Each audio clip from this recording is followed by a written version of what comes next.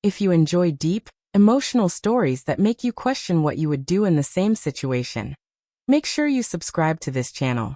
We tell real, human stories, the kind that stay with you long after the video ends. Now let me tell you about a night that should have been ordinary, but wasn't. The mistake didn't begin in the water. It began in silence. The kind of silence that feels heavier than words. The kind that lingers in the cold air and wraps itself around your thoughts before you even realize something is shifting. He stood alone on the back deck of his father's lake house in northern Michigan, staring at the steam rising from the hot tub. It curled upward like a secret trying to escape. Winter was already whispering through the trees. The lake beyond the yard was dark and still, almost too still. No wind. No boats. No distant laughter from neighboring houses. Just quiet. That house had never been quiet before.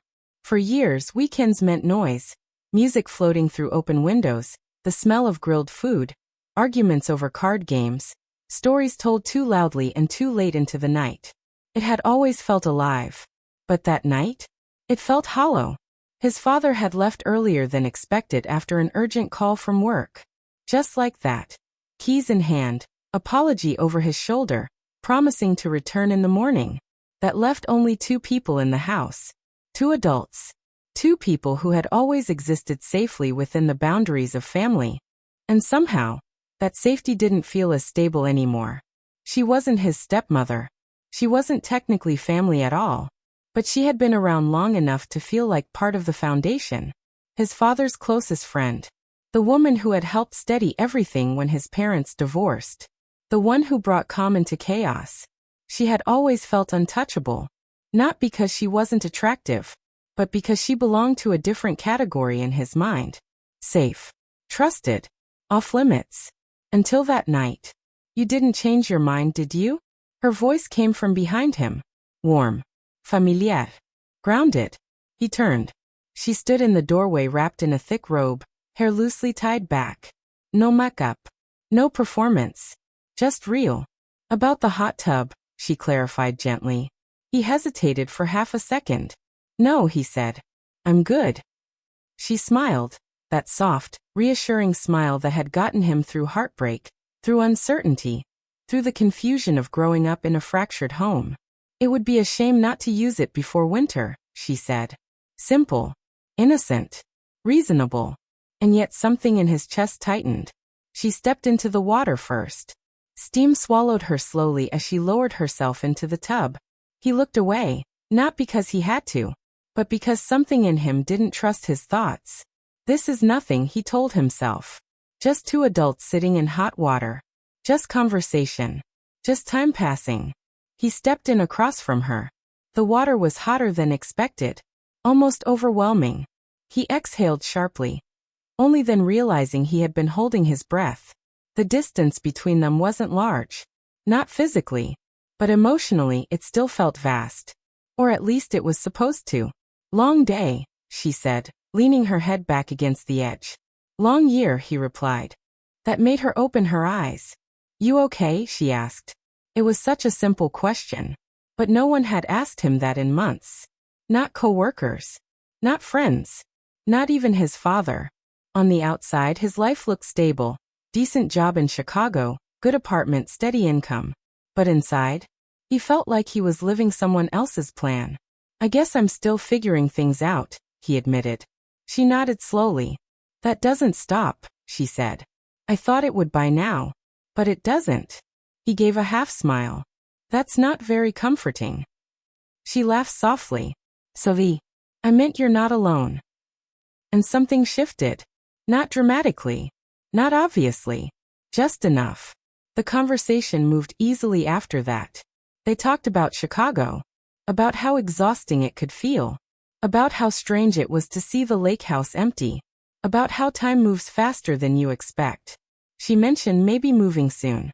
Closer to the city. Maybe somewhere warmer. He felt an unexpected discomfort at that idea. He didn't like imagining her gone from this place. And he wasn't sure why. The water moved gently between them. The night air grew colder. The steam thicker. At some point, they drifted closer. Not touching. Just closer. It happened so gradually neither of them acknowledged it. You've changed, she said suddenly. Good or bad? Different, she replied. More serious. Life does that. She studied him longer than usual. You don't have to carry everything alone. That sentence landed differently, because it felt personal, like she could see through him, like she always had. And for the first time, he didn't want to deflect. Sometimes, he said quietly, I feel like I'm living a life I didn't choose. Her expression softened. That's a lonely place to be. The lake, the house, the world beyond that deck, it all felt distant now, shrunken down, like the steam had built walls around them. I don't even know what I want anymore, he admitted. She turned fully toward him now. Wanting answers doesn't make you weak, she said. It makes you honest. Their eyes locked, and neither of them looked away. That was the moment. The exact second when everything balanced on a fragile edge. He felt it. The warning. The internal voice that says, this is dangerous. But he didn't move. I don't talk like this with anyone, he confessed. She hesitated, just long enough to matter. Neither do I. Her voice wasn't flirtatious. It wasn't playful. It was honest. And that honesty was far more intimate than attraction. She told him about loneliness, about how easy it is to become the strong one for everyone else, and disappear in the process, about choosing safety over passion, stability over risk. Again and again, he listened, not to impress, not to fix, just to understand. And somehow, that made it worse. Or maybe better. He wasn't sure. The air cooled further. The water held its heat. We should probably go inside soon, she said quietly. Yeah. But neither of them moved. Silence returned. Heavier this time. Full of unspoken things. This is a bad idea, she whispered. Then why does it feel so honest? He asked. She looked toward the dark lake. Because honesty doesn't always care about rules. That sentence changed everything. His heart pounded. He wasn't thinking about his father. Not about consequences. Not about labels. Just about this moment. Raw. Unplanned. Real. She stood suddenly, water spilling over the edge. I need to go inside. He stood too quickly. Wait. She stopped but didn't turn. This can't happen, she said. Her voice steady, controlled, but strained. I know, he said. And he did. But knowing doesn't remove feeling. She turned finally. For a split second, the distance between them disappeared. Not physically. Emotionally. It felt like standing at the edge of something you know you shouldn't jump into, but can't stop imagining the fall. She stepped back. Good night. And walked inside without looking back. He stayed in the hot tub long after the door closed. The water cooling around him. The steam fading. The silence returning. Something had shifted. He felt it in his chest. This wasn't over. And the hardest part? Morning was coming. Morning came too fast. It always does when you don't want it to. He woke before his alarm. Heart already racing. As if his body remembered something his mind was still trying to process.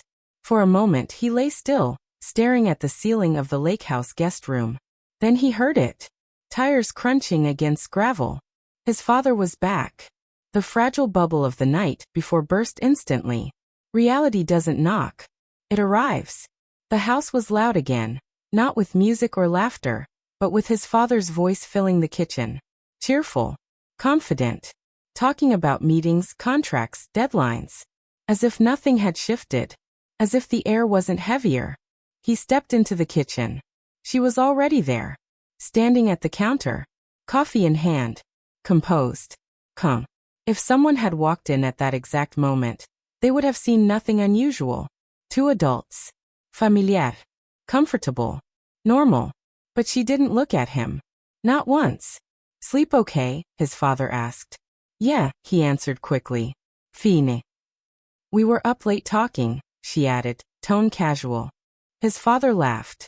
Hope you didn't solve all the world's problems without me. A forced smile stretched across his face. It was surreal. How easily people can stand inside a moment that almost broke something, and pretend it never happened. After breakfast, his father announced he needed to run into town for supplies before closing the house for winter. "You too good here?" he asked. "Of course," she replied smoothly. "I'll stay back and finish packing," he added. The front door shut. The engine faded. Silence returned. But this time it wasn't gentle. It was sharp. She began cleaning cups that were already clean. He stood near the window, watching the lake. No steam now. No folk. Just cold water and gray sky. "This is awkward," he finally said. She stopped moving. "Yes. That's it.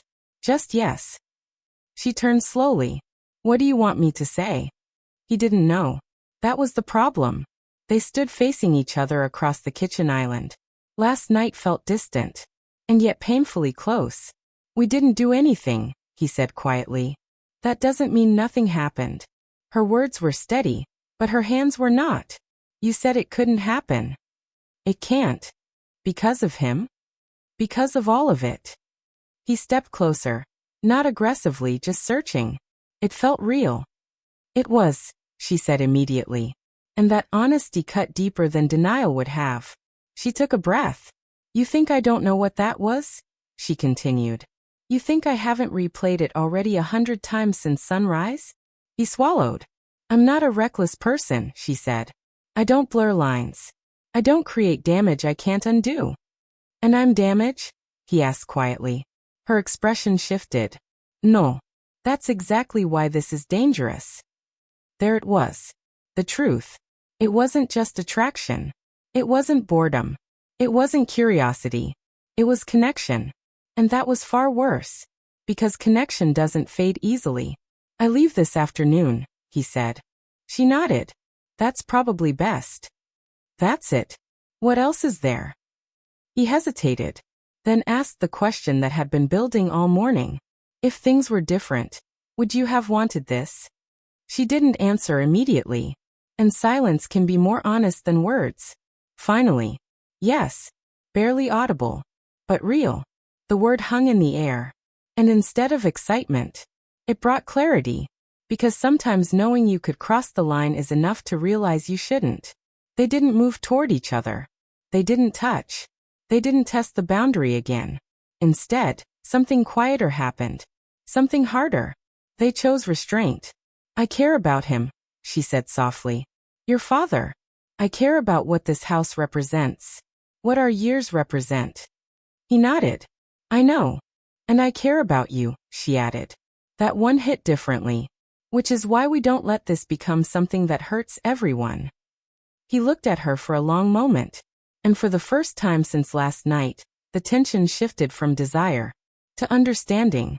His father returned an hour later, arms full of grocery bags, voice loud, energy filling the rooms again. By afternoon, the lake house looked like it always did before winter. Furniture covered. Fridge emptied. Windows locked. Season closed. And in a quiet way, so was that chapter. As he loaded his bag into his car, his father pulled him into a quick hug. "Proud of you," his father said. "You're figuring things out." He almost laughed at the irony. She stood near the porch steps, watching. Not too close. Not too far. He walked toward her. For a second, neither spoke. Then she said, "Last night wasn't a mistake." He looked at her carefully. It was a reminder. Of what? That we're still human. A pause. But being human means choosing wisely when it matters. No dramatic goodbye. No hidden kiss. No secret promises. Just eye contact. Acknowledgement. And space. He got into the car. Started the engine. And as he drove down the long gravel driveway, he didn't feel regret. He felt something more complicated. Growth. Because sometimes the most powerful decision is the one you don't act on. Months passed. Winter came and went. Life resumed its rhythm. He returned to Chicago with a different kind of clarity. He stopped drifting. Stopped living someone else's plan. He changed jobs. Moved apartments. Started therapy, something he had avoided for years. He learned something important. That night hadn't been about her. It had been about him. About wanting to be seen. About wanting honesty. About craving connection in a life that felt pre-written. And instead of chasing it recklessly, he chose to build it intentionally. The following summer, he returned to the lake house. The energy was lighter, healthier. She was there too. Different somehow. Or maybe he was. Their eyes met briefly. No tensión. No lingering weight. Just respect. Shared history. And an unspoken understanding of what almost happened. And what didn't. Later that evening, as everyone laughed around the dinner table, he realized something quietly powerful. The night in the hot tub hadn't broken anything. Because they hadn't let it. Temptation isn't weakness. Acting without integrity is. And sometimes the strongest people are the ones who step back from the edge. If this story made you think, if it made you question what you would have done, subscribe to the channel. Because the hardest stories aren't about villains. They're about ordinary people. Standing one decision away from becoming someone they never meant to be. And choosing differently.